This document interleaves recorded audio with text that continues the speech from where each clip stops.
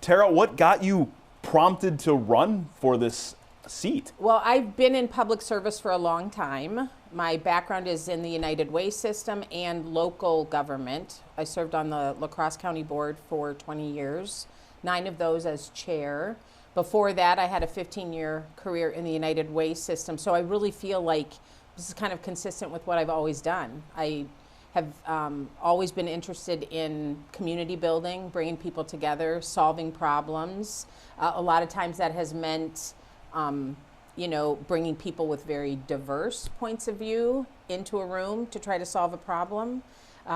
So that's the work that I have been doing. And when the new maps were drawn and signed into law by Governor Evers, things changed a lot over here in the La Crosse area, in Vernon County, in western Wisconsin, really throughout the state, obviously. But the 96th is one of those seats that really changed dramatically. So I live in the town of Shelby. That's who I represented on the La Crosse County Board.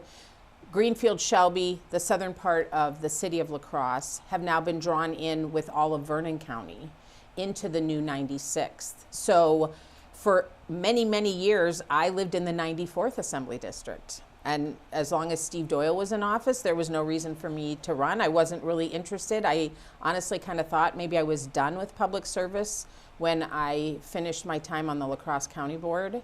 But when the maps got drawn and the new 96th included the town of Shelby, and I saw that it was a Democratic district that is currently represented by a Republican, I became very interested, and I actually had a lot of folks reach out and ask me to consider it. So it was kind of the new maps confluence of a lot of supporters encouraging me to keep doing what I have been doing. What are some things, if elected, you would bring to the table, you would continue or maybe get rid of? Yeah, so for sure I would continue the work that I have been doing, so that, again, the community building and really having a lot of experience pulling diverse points of view together, but also getting stuff done, right? Like on the county board, I like to say you have 30, over time, there were 34 of us on the county board, not all of the same mind, not all opinions shared by all, right? So you still have to pass budgets. You still have to make sure that departments are up and running. You still have to provide public health and make sure that roads are plowed and run a jail and a court system and all the things, right? And you do that as a group of people with diverse points of view. And so that's what I will continue doing if I am elected to the 96th and get to Madison. I think that there are a lot of issues that are needing attention and needing work. So, and this is not just my opinion, but these are really kind of the priorities that I hear on doors. Because typically when I'm knocking on doors, I ask people what's, like it's a pop quiz. You didn't know I was coming to your door today, but when you think about it, what would you like to see, us tackle in Madison? And it is choice. Reproductive freedom is a big issue. Funding for public education is another priority issue. And I would say kind of in general, economic issues. So how can we keep people healthy? How can we help make healthcare affordable for folks? How can housing be affordable for folks who live in the 96th and Wisconsinites? How can childcare be affordable? Transportation, right? Like the things that keep families together and hopefully are not barriers to them being able to have a good life, right? So there are a lot of things that we have to work on, I think, down in Madison. Does holding a position on the county board, does that maybe give you an edge in this race?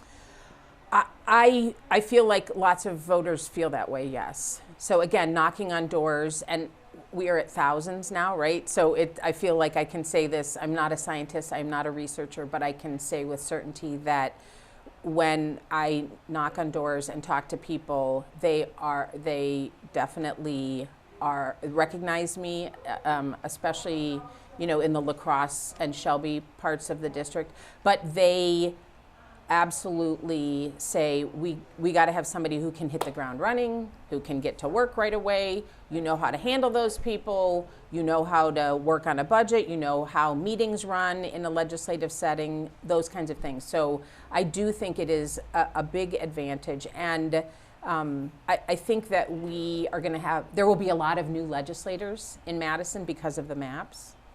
I think having some folks with experience is going to be of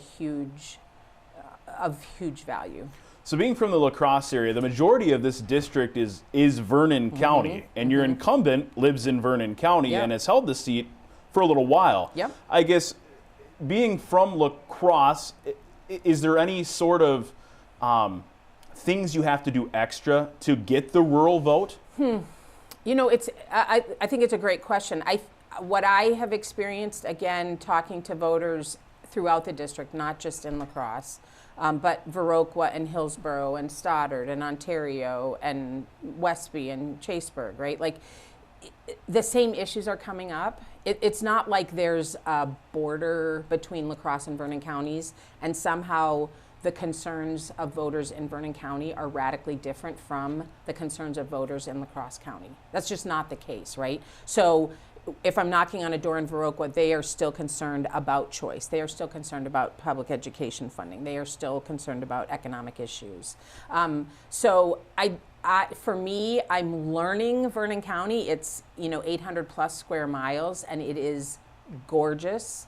And there are a lot of voters in Vernon County who are really hungry to be represented by someone who shares their values, which has, for Democrats has been a long, long time in coming. But I feel like I'm being me, and I am just saying who I am and what my experience is and what my values are. And reception in Vernon County has been lovely and warm and welcoming.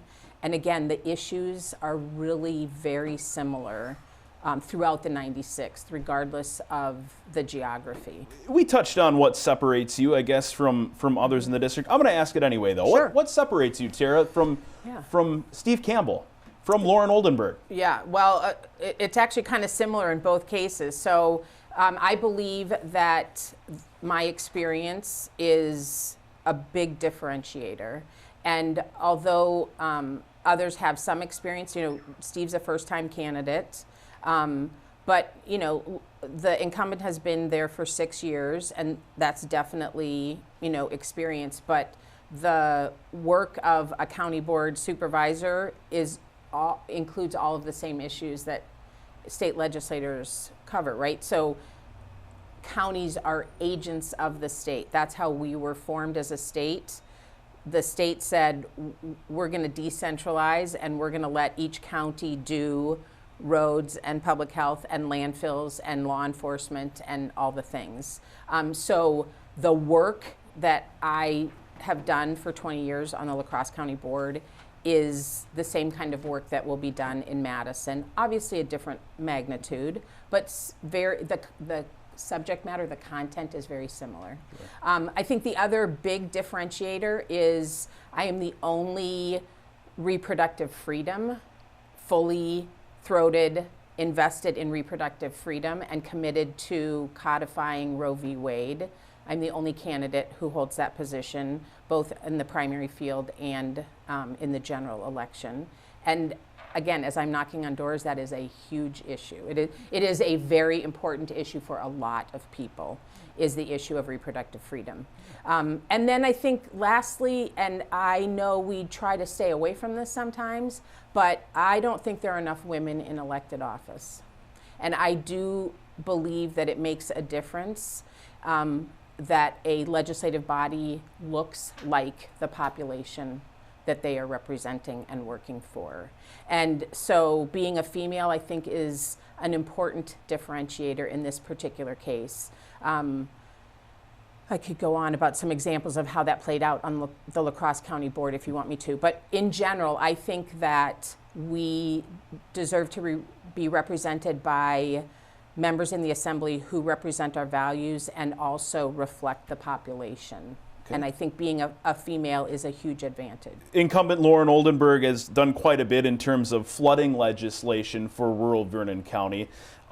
It's been bipartisan. I'm wondering what kind of ideas you would maybe put forth for a prone area to some natural disasters and flooding. Yeah, well, first of all, I would just check on that. I mean, the incumbent has been in office for 6 years and has a 6-year track record of voting the same as Robin Voss and the GOP party and caucus, with the exception of 3 votes, right? So I think that there was legislation that was passed, and I think that it was good legislation, and as you said, it was bipartisan. But I'm a little reluctant to give a whole lot more credit than that. He followed the caucus in voting on that. I think the issues that are really pressing around flood mitigation are actually prevention, right? Like, we should be moving upstream and addressing that issue. And I am very committed to helping Vernon County and the Vernon County Board of Supervisors really try to navigate their way through the decommissioning of the 22, I think it is, earthen dams that are there. And I don't know how much you know about this story, but the whole issue of water in everywhere in Wisconsin, but especially in Vernon County, which is a very, very vulnerable part of our state, is not just it's not just flood mitigation, but it's preventing flooding, and it's figuring out in a comprehensive way what role the decommissioning of those dams, those earthen dams, will play in future flood mitigation. And it is also about protecting the watersheds that are beautiful and multiple, not only in Vernon County, but throughout the 96th.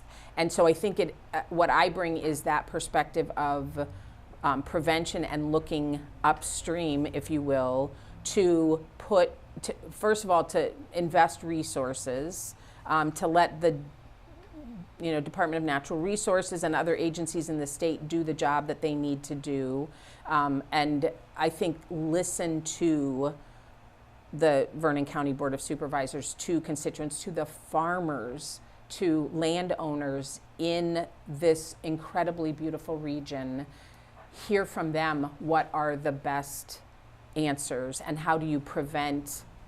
Mitigation is absolutely an important issue, but we should be working upstream to try to prevent that. And I think that my track record of, again, bringing people together, listening to various points of view, positions me really well to help navigate what are really tough issues.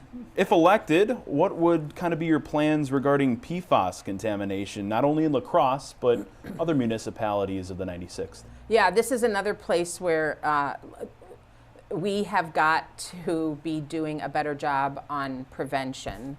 But on PFAS in particular, and nitrates that are a big issue also throughout the 96th, perhaps a little more predominantly in La Crosse County, it starts with setting standards for what levels we are okay with. Obviously, some people would say 0, but the legislation that has been talked about, even by the incumbent, doesn't set those standards. It's hard to enforce, it's hard to police, it's hard to control a poison like PFAS, or a group of poisons like PFAS, if you don't have a standard that says this is too much, right? So the first thing that I would want to do is actually follow Senator Brad Pfaff's lead and support his legislation, which set those standards so that you have policing that can be done, you have monitoring that can be done. The legislation that's in place right now doesn't set that standard. And so that's one of the very first things that I would do on the PFAS issue, is to make sure that we set a standard to monitor against or police against. Is there anything I didn't ask that you would like to mention regarding... What are you cooking for dinner tonight? What are you cooking me for dinner? I'm not sure. I'm not sure quite yet, but... No. I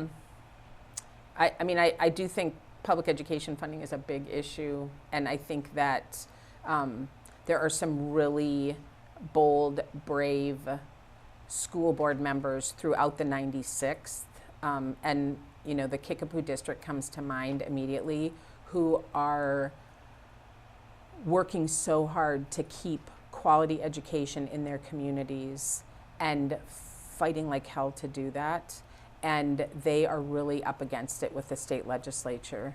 And the idea of vouchers that started years and years ago that was supposed to be, oh, we'll try it with 1,000 kids maximum and $1 million. We're not going to go above that. And here we are, 10, 12, 14 years later, and $573 million in taxpayer money that has gone to voucher schools that has been taken away from the public education system, the K-12 system in our state, I think it's just incredibly wrong. And this is something I hear about a lot. And I am very happy to have the endorsement of WEAC, the teachers union statewide. I'm the only candidate who has statewide endorsements from WEAC, from the state AFL-CIO, from a long list of other organizations. But there is a ton of work to be done there, and the incumbent is very comfortable allowing the voucher program to continue unchecked. And I think that is a very important issue to be calling him on, and I think voters are really fed up with the voucher system. And back to the school board members who are just fighting so hard to keep good schools in their communities. They deserve to have the backing of state legislators, and again, the state was supposed to provide 2/3 funding and locals 1/3. That was the deal that was struck decades ago, and the state has never met that obligation. And that is something that I will very proudly fight for when I get into the assembly.